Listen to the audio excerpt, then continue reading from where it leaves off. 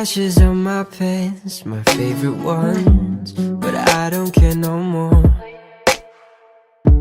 If you're not here with me, my favorite one, I might as well just go. I leave it in your room, my favorite clothes, and you can wear them out if you want. Dan kita ke kabar selanjutnya, pemirsa. Sebanyak 500 tenaga kerja asal Cina dikabarkan akan masuk ke wilayah Sulawesi Tenggara secara bertahap. Untuk tahap awal, TKA yang masuk dipastikan mencapai 146 orang yang merupakan tenaga ahli untuk perusahaan smelter nikel di Kabupaten Konawe.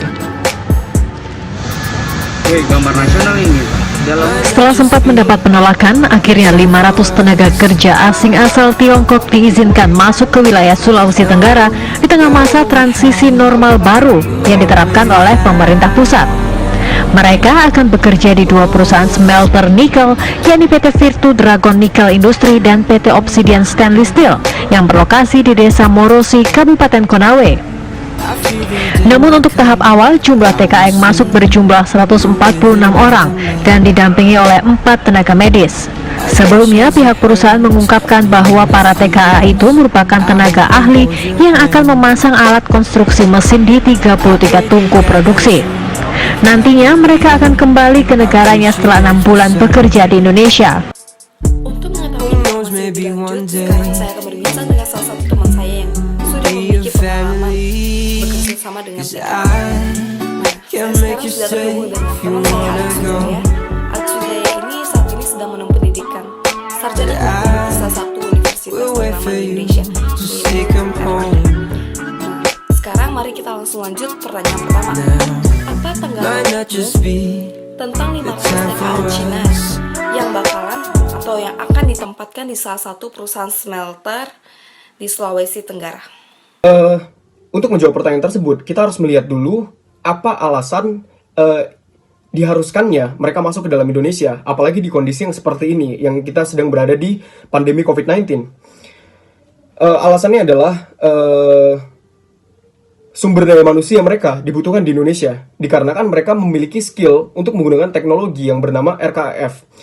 Si RKF sendiri itu merupakan singkatan dari Rotary Kiln Electric Furnace, di mana orang Indonesia ataupun sumber daya manusia Indonesia itu belum dapat menggunakan teknologi tersebut. Jadi itu adalah alasan mereka untuk masuk ke dalam Indonesia. Dan selanjutnya, jika mereka masuk, apa positifnya? Positifnya adalah pertama, itu dapat membuka lowongan kerja bagi Indonesia, dan kedua, itu dapat meningkatkan ekonomi Indonesia. Namun, di mana adanya positif, pasti terdapat suatu negatif. Negatifnya adalah penyebaran COVID dapat terjadi. Oke, selanjutnya kita dilanjutkan oleh pertanyaan kedua. Nah, sebelum masuk ke pertanyaan kedua, saya akan menjelaskan bahwa seperti yang kita semua tahu, bahwa Indonesia saat ini sedang dilanda oleh pandemi COVID-19. Bahkan bukan cuma Indonesia, bahkan hampir seluruh negara di belahan dunia ini terkena pandemi COVID-19 yang sehingga berdampak ke jumlah lapangan kerja mulai menurun. Nah, pertanyaannya adalah, apakah masuknya 500 TKA Cina ke Indonesia dapat mempengaruhi jumlah lapangan kerja yang ada di Indonesia? Apakah dampak positif dari masuknya 500 TKA Cina ke Indonesia? Pasti ada dampak positif, di mana dampak positif seperti yang saya jawab di pertanyaan nomor 1 itu membuka lowongan kerja. Tepatnya itu dari sumber yang saya baca itu membuka lowongan kerja hingga 3.000 pekerja yang akan dipekerjakan oleh PT VDNI Morosi untuk membangun tungku tersebut. Dan di mana ada dampak positif tersebut, pasti hal tersebut mempengaruhi jumlah lapangan kerja bagi tenaga kerja di Indonesia. Itu adalah jawaban saya untuk nomor 2 dan 3.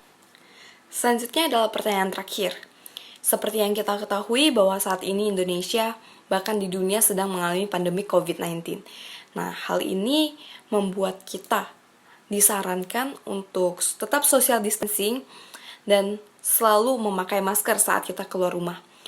Nah, sekarang pertanyaan saya adalah, apakah datangnya 500 TKA Cina ke Indonesia dapat memberikan dampak pada penambahan kasus-kasus baru ke depannya? dan yang mengambil keputusan tersebut adalah pemerintah dalam satu sisi, pemerintah juga bakal salah. Di satu sisi, pemerintah itu, jika mereka menolak masuk ke TKA tersebut, mereka pasti akan dianggap, oh kalian tidak pro masyarakat. Namun jika mereka menyetujui, mereka dianggap berkontribusi dalam persebaran COVID-19. Jadi pemerintah menurut saya, mereka mau tegas maupun tidak tegas, itu mereka itu berada di tough spot, dimana itu mereka berada di titik yang sangat susah ataupun di posisi yang sangat susah untuk menentukan apakah boleh masuknya atau tidak. Karena terdapat dua hal yang istilahnya jadi konsiderasi, di mana hal pertama ekonomi dan kedua adalah kesehatan. Jadi mana yang lebih penting antara dua itu? Jujur, jika saya boleh menambahkan, concern utama saya adalah jika masuk ke TKA Cina ke Indonesia, itu bukanlah yang dipermasalahkan masyarakat Indonesia ataupun jumlah COVID-19 di Indonesia. Namun yang lebih dipermasalahkan adalah meningkatnya jumlah COVID-19 di dunia. TKA Cina, ketika mereka sudah selesai bekerja di Indonesia, dan di Indonesia mereka terjangkit, di mana di Cina sendiri kasusnya sudah sangat rendah, dan mereka masuk ke Cina, secara tidak langsung mereka itu berkontribusi dalam penyebaran COVID-19 lagi di Cina tersebut. Dan itu sangat-sangatlah merusak upaya dari pemerintah Cina untuk mengurangi COVID-19 di negaranya. Jadi itu sangat-sangat hal yang harus diperhatikan di sini. Mungkin itu saja jawaban saya. Terima kasih. Jadi kesimpulan dari perbincangan antara saya dan teman saya, Alex Wijaya, dapat disimpulkan bahwa dimasuknya 500 TKA Cina yang akan ditempatkan di salah satu perusahaan smelter di Indonesia itu memberikan dampak negatif maupun positif bagi Indonesia. Nah, pertama-tama kita bahas dulu dampak negatif yang akan dirasakan Indonesia.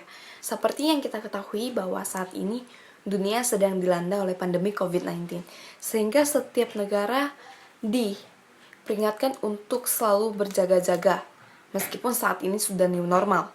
Nah, setiap masyarakat juga tetap harus mengikuti syarat-syarat, kayak harus memakai masker, kalau keluar rumah jangan lupa bawa hand sanitizer, selalu sering-sering cuci tangan, dan tetap social distancing.